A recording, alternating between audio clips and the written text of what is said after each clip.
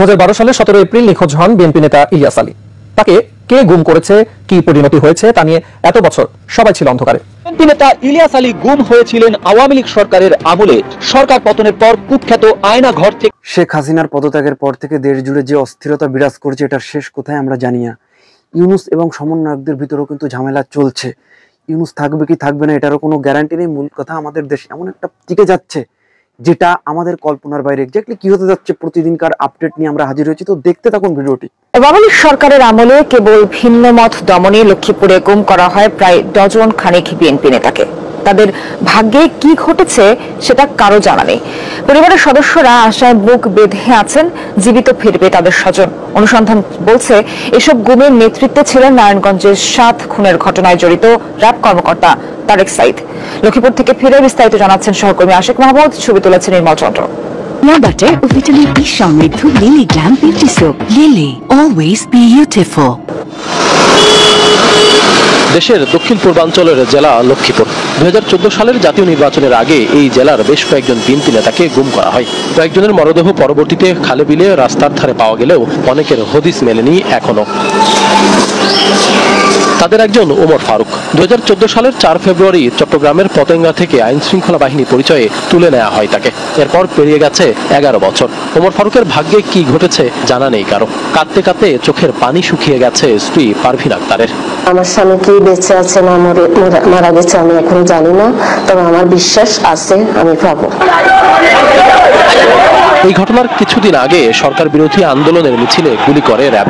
এ সময় যুবদল নেতা ইকবাল মাহমুদ জুয়েল গুলিবিদ্ধ হয়ে মাটিতে লুটিয়ে পড়ে। পরে তার মরদেহ র্যাবের গাড়িতে তুলে নেওয়া হলেও এখন পর্যন্ত তার হদিস মেলেনি। বেঁচে আছে নাকি মারা গেছে তাও জানে না পরিবার। 11 বছর হয়ে গেছে, কোথায় আছে কিভাবে আছে আমরা তাও জানি না। আমার 3টা ছেলে আজও জানি না সে কোথায় আছে। যদি দিত খবরটাও তো থাকতো। এলাকায় খবর নিয়ে জানা গেছে জুয়েল যেদিন গুলিবিদ্ধ হন সেদিন র্যাব 11 এর কমান্ডিং অফিসার নারায়ণগঞ্জের 7 খুনের ঘটনায় জড়িত তারেক সাইদের নেতৃত্বে বিএনপি নেতা শাহাবুদ্দিন সাবুকে তুলে নিতে অভিযান চালানো হয়। এ সময় শাহাবুদ্দিন সাবুকেও গুলি করে তারেক সাইদ। পরে হাসপাতাল থেকে পালিয়ে নিজেকে রক্ষা করেন সাবু। রানা, তারপর হলো ওই যে তারেক সাইদ, আজম হলো আজম মেজর হলো ওই যে আরিফ মেজর আরিফ, তিনজন ঢুকিয়ে আমার মানে খুব বুট দিয়ে লাথি, এটা আমার এলাকায় ফিরলো, আমার ক্যাটটাকারে ফিরলো। ফিরার পরে যখন আমার সবাই ফিরছে করার পরে আমি দাঁড়াইলাম, দাঁড়ানোর পরে আমার ঠেকা যায় মেজর সাইড মানে গুলি করছে। এখানে গুলি করার পরে এখান থেকে সমস্ত মাংস বাইরে হয়ে গেছে। এলাকাবাসী বলছে শুধুমাত্র জনপ্রিয় রাজনৈতিক নেতা হয় টাকার বিনিময়ে গুম করা হয় এসব নেতাদের। সব গুমের বিচার চান তারা। প্রতিহিংসা বশত তাকে গুম করা হয়েছে।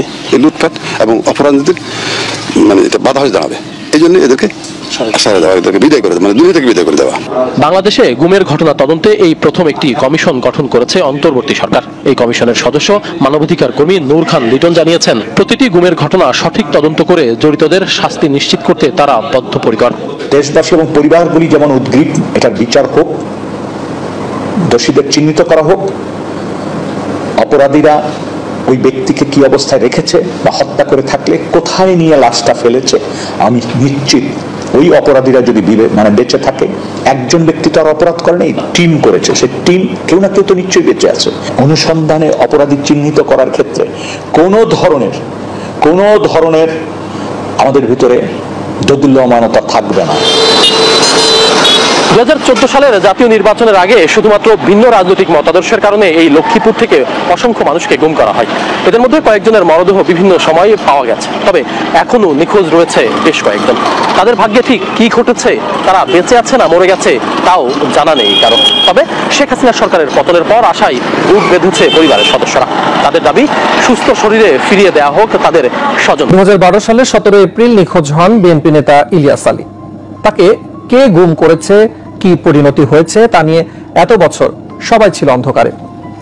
এক যুগ পর পরিচয় গোপন রেখে 21 টেলিভিশনের সাথে ইলিয়াস আলী গুম ও শেষ পরিণতি নিয়ে কথা বলেছেন একজন সাবেক সামরিক কর্মকর্তা। সেই লোমহর্ষ কাহিনী তুলে এনেছেন আলী আহমেদ। লেফটেন্যান্ট কর্নেল জিয়া এবং কমান্ডার সোহাইল, এরা তিনজন সবসময় একসাথে বসতো। সোহাইল সাধারণত বুদ্ধি পরামর্শ দিত, আর জিয়া সে সব পারমিশনগুলো সব জায়গাতে নিয়ে রাখতো, আর রাশিদ সেখানে জিয়ার সাথে সম্পৃক্ত থাকতো। 2012 সালের 17 এপ্রিল রাতের ঘটনা। সে সময়ের হোটেল রূপসী বাংলা আর বর্তমানের ইন্টারকন্টিনেন্টালে ইলিয়াস আলীকে সর্বশেষ দেখা যায়। সেখান থেকে ফোনে কথা বলতে বলতে বের হন তিনি। পরের দিন বনানীতে পাওয়া যায় তার গাড়ি। এরপর তার আর কোনো খোঁজ পাওয়া যায়নি। কারা জড়িত এই গুমের সাথে? ইলিয়াস আলী যখন গুম হয় ওই মুহূর্তে অ্যাকচুয়ালি দায়িত্বে যারা ছিলেন তাদেরকে আমি মনে করি এখানে কগনিজেন্সে নিতে হবে। এখানে কোনো সন্দেহ নেই যে তাকে আসলে তার গুম করার ক্ষেত্রে যে রশিদ এবং জিয়ার involvement, that is no question, এটা একদম ক্রিস্টাল ক্লিয়ার। জিয়া যেখানে অপরাধ করছে সেখানে রাশিদ আছে, রাশিদ যেখানে অপরাধ করছে সেখানে জিয়া আছে, বা সোহাইল আছে, সোহাইল যেখানে অপরাধ করছে সেখানে রাশিদ এবং জিয়া সেখানে আছে। এই তিনজন ছিল তিন খলিফা। সেই সময় শেখ হাসিনার সাথে ইলিয়াস আলীর স্ত্রী সন্তান দেখা করতে গেলে জিয়াউল হাসানকে ফোন দেন তৎকালীন প্রধানমন্ত্রী। তিনি কিন্তু জিয়াউল হাসানকে অন দ্য স্পট ফোন দিয়েছিলেন। ফোন দেওয়ার পরে জিয়াউল হাসান তাকে বলেছিল যে তাকে তো অলরেডি ফিনিশ করে দেওয়া হয়েছে, বাট তখন তাকে করা হয়নি, তখনও সে জীবিত ছিল। কে নির্দেশ দিয়েছে এই গুমের? জিয়া হচ্ছে তারেক সিদ্দিকীর আশীর্বাদ পুষ্ট মানুষ, রাশিদ হচ্ছে তারেক সিদ্দিকীর আশীর্বাদ পুষ্ট মানুষ। এরা সবাই ছিলেন শেখ হাসিনার বিশ্বস্ত। তারেক সিদ্দিকী, জিয়া, রাশিদুল আলম, কমান্ডার সোহাইল, শেখ হাসিনা, এই পাঁচটা মানুষ একটা হাতের পাঁচটা আঙুলের মতো ছিল, একটার সাথে একটা কানেক্টেড। যে কোনো অপরাধের চিহ্ন কিন্তু রেখে যায়। শেখ হাসিনাও তার অপরাধের এমন কিছু চিহ্ন রেখেছিলেন যেই চিহ্নগুলো জিয়াউল হাসানের কাছে ছিল, যে কারণে জিয়াউল হাসান এবং রাশিদ, এই সোহাইল, এরা কিন্তু আপনার ধরাছোঁয়ার বাইরে। কি হয়েছিল ইলিয়াস আলীর শেষ পরিণতি? Just direct killing. এখন কিলিং যখন আপনি কিলিং করবেন অপরাধ, আপনি গুলি করে হত্যা করেন, আপনি তাকে ইঞ্জেকশন দিয়ে সেন্সলেস করে হত্যা করলেন, বা তাকে আপনি ফাঁসি দিয়ে মেরে ফেললেন, বা তাকে বস্তা বেঁধে পানিতে ডুবিয়ে দিলেন, বা তাকে মাথায় বাড়িতে মারেন, হত্যা। আলটিমেটলি তাকে হত্যা করছে, হি ইজ ফিনিশড।